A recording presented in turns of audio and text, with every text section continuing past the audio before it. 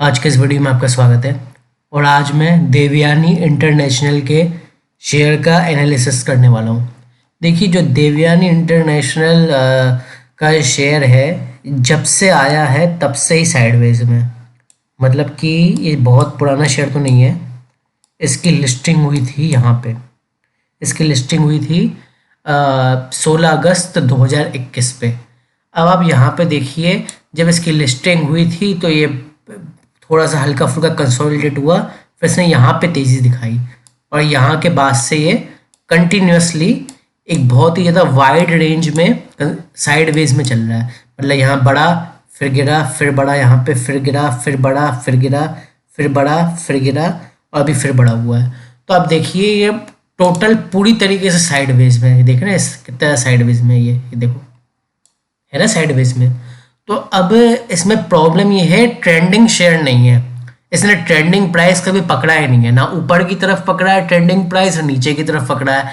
और बहुत ही लंबे समय से, मतलब कि यहाँ से ही करीब करीब 2021 से ही ये कंटिन्यूसली साइडवेज में है। और साइडवेज में जो शेयर होते हैं वो दो तरीके से साइडवेज में होते हैं। एक सेकंड, या तो वो नैरो रेंज में साइडवेज चल रहे होते हैं, जिसको कुछ लोग कंसोलिडेशन भी बोलते हैं, और एक इस तरीके से बहुत ही वाइड रेंज में वोलाटाइल तरीके से साइडवेज में चलते हैं। तो अब जो शेयर, ऐसे शेयर होते हैं जो वोलाटाइल, बहुत ज़्यादा वाइड रेंज में ऐसे साइडवेज में चलते हैं, तो आमतौर पे ऐसे शेयरों से तब कमाया जाता है जब इसमें पुल बैक आए, मतलब कि पुल बैक्स आए, और फिर जब पुल बैक के बाद रिवर्सल आए तब उसमें बाइंग करी जा सकती है। ठीक है, अगर इस शेयर को अपने साइडवेज से निकलना है, मतलब इस ट्रैप से निकलना है, तो इस शेयर का सबसे पहले इसको ये लेवल तोड़ना पड़ेगा। चलिए पहले एनालिसिस करते हैं, वो बाद में करेंगे। तो देखिए, यहाँ पे ये है, इस शेयर में थोड़ी कमजोरी आई थी। यहाँ पे एक स्पिनिंग टॉप कैंडल बनी, दो स्पिनिंग टॉप कैंडल बनी जो ट्विज़र बॉटम पैटर्न की तरह भी दिख रही हैं। और यहाँ पे आज एक बहुत बड़े वॉल्यूम वाली 30.68 मिलियन वॉल्यूम वाली एक बुलिश कैंडल हमें देखने को मिली। ठीक है, वैसे शेयर में इतने वॉल्यूम नहीं रहते हैं, 2-3 मिलियन के आसपास ही रहते हैं, और 30.68 मिलियन है, तो बहुत अच्छे वॉल्यूम है। ठीक है, तब यहाँ पे क्या है, शेयर ने हाई बनाया था 198.87 का, और क्लोजिंग इसने करी है 193.29। अब इसमें दिक्कत यह है, सिर्फ 198.87 का हाई बनाया है। अगर ये 200 के ऊपर क्लोज होता, ये 200 का इसका राउंड फिगर का साइकोलॉजिकल लेवल है, तो ज़्यादा अच्छा होता है। लेकिन 200 के ऊपर क्लोज नहीं हुआ है, 200 के अंदर ही क्लोज हुआ है। इवन इसने 200 के लेवल को आज टच भी नहीं किया है, इसने हाई 198.87 का बनाया है। तो आपको कब बाय करना है? क्या आपको 200 के ऊपर बाय करना? नहीं, आपको 200 के ऊपर बाय नहीं करना है, आपको करना है यहाँ पे, इस लेवल पे।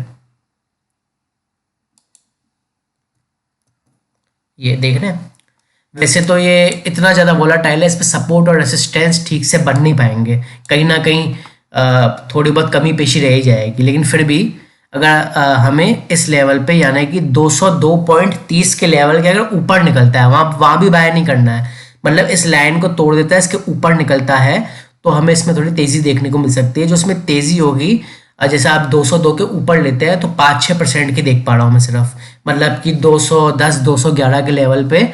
और अगर ये 211 का, 212, 211 के लेवल को भी तोड़ देता है, तो ये 220 के लेवल तक जा सकता है। ठीक है, 220 के लेवल पे, और 220 के बाद फिर सीधा शेयर का जो है ऑल टाइम हाई क्या है, ये वाला लेवल जो है 227.50। तो जब ये शेयर 227.50 के काफ़ी ऊपर निकल जाएगा, मतलब 230, 232, 230, 232 के ऊपर निकल जाएगा, तब ये इस ट्रैप से बाहर निकलेगा। ये ट्रैप आप देख रहे हैं ना, एक तरीके से बहुत ही वाइड रेंज का ट्रैप है। यहाँ पे ये देखिए, इस तरीके के, ये तो स्ट्रैप से तभी बाहर निकलेगा। ये रेंज प्रॉपर रेंज तो है नहीं कि हर वक्त सपोर्ट और रेसिस्टेंट को टच ही कर रहा हो, लेकिन फिर भी इस प्राइस में फंसा हुआ है ये। तो असली तेजी तो इसमें 232 के ऊपर ही आएगी। आपको अगर अभी लेना है तो ज़्यादा से ज़्यादा आप 4-5% का प्रॉफिट कर सकते हैं इस पर। 202.30 के ऊपर लेके 210, 211 तक जा सकता है, और 211 और 212 के ऊपर निकला तो 220 तक जा सकता है।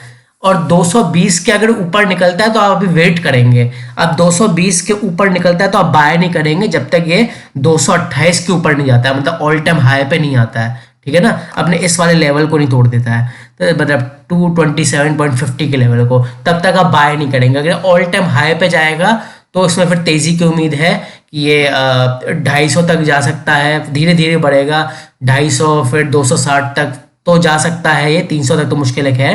नहीं तो फिर अगर ये ऐसे ही होगा फिर बढ़ेगा फिर गिरेगा और इसी रेंज को बरकरार रखेगा।